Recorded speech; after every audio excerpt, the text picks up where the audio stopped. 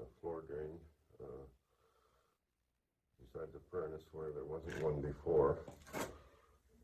So we've got it all dug down now.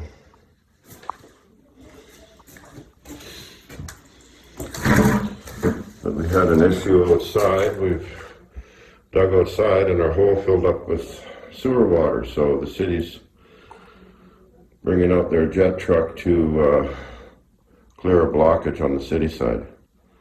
Okay, this is the finished product now. We're all done. See, we got the backflow valves inside there. We've got a new water line coming in. And we installed a floor drain by the furnace for the furnace drain here, and there's the main stack there. So, another happy customer.